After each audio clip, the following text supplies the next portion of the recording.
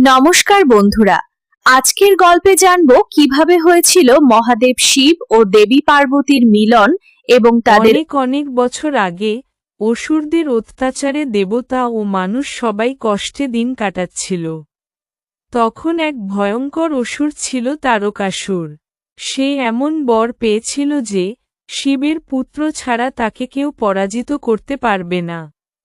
কিন্তু তখন মহাদেব গভীর ধ্যানে মগ্ন, কারণ তার প্রথম স্ত্রী সতী নিজের পিতার অপমান সহ্য করতে না পেরে দেহত্যাগ করেছিলেন। সেই শোকে শিব সংসার থেকে দূরে সরে গিয়ে কঠোর তপস্যায় বসেন। এদিকে হিমালয় রাজা হিমবান ও রানী মেনকার ঘরে জন্ম নেন এক কন্যা, তার নাম পার্বতী। ছোটবেলা থেকেই পার্বতীর মনে ছিল মহাদেবের প্রতি গভীর ভক্তি ও ভালোবাসা। তিনি মন থেকে ঠিক করেছিলেন শিবকেই তিনি স্বামী হিসেবে গ্রহণ করবেন।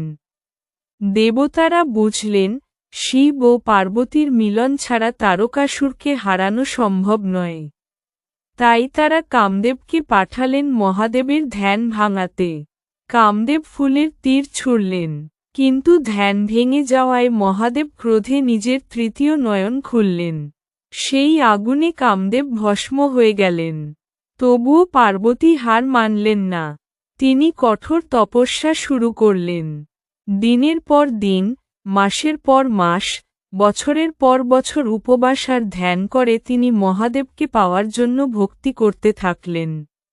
পার্বতীর অটুট ভালোবাসা ও ত্যাগ দেখে অবশেষে মহাদেব সন্তুষ্ট হলেন। একদিন শিব সাধারণ সন্ন্যাসীর বেশ ধরে পার্বতীর সামনে এসে বললেন, তুমি কেন শিবকে স্বামী হিসেবে চাইছ? তিনি তো ভস্ম মেখে থাকেন, গলায় সাপ জড়ান, শ্মশানে বাস করেন। কিন্তু পার্বতী দৃঢ় কণ্ঠে বললেন, মহাদেব যেমনই হন, তিনি আমার আরাধ্য। আমি তাকেই স্বামীরূপে চাই। পার্বতীর এই অটল বিশ্বাস দেখে মহাদেব নিজের আসল রূপ প্রকাশ করলেন। তারপর তিনি পার্বতীকে বিয়ে করতে সম্মত হলেন। এরপর শুরু হল দেবলোকের সবচেয়ে মহা আয়োজন। দেবতা, ঋষি, গন্ধর্ব সবাই উপস্থিত হলেন শিব পার্বতীর বিয়েতে। বরের সাজে মহাদেব এলেন, গলায় সাপ, শরীরে ভস্ম, সঙ্গে ভূত প্রেতের দল। প্রথমে সবাই একটু ভয় পেয়ে গেলেও পরে মহাদেব সুন্দর দিব্য রূপ ধারণ করেন। অবশেষে মন্ত্রপাঠ, অগ্নিসাক্ষী ও দেবতাদের আশীর্বাদে সম্পন্ন হয় শিব ও পার্বতীর পবিত্র বিয়ে। পরবর্তীতে তাদের পুত্র কার্তিকেয় জন্মগ্রহণ করেন, যিনি তারকাসুরকে পরাজিত করেন। বন্ধুরা, এই গল্প আমাদের শেখায় সত্যিকারের ভালোবাসা, ধৈর্য আর ভক্তি থাকলে অসম্ভবকেও সম্ভব করা যায়। গল্পটি ভালো লাগলে লাইক, শেয়ার আর সাবস্ক্রাইব করতে ভুলবেন না।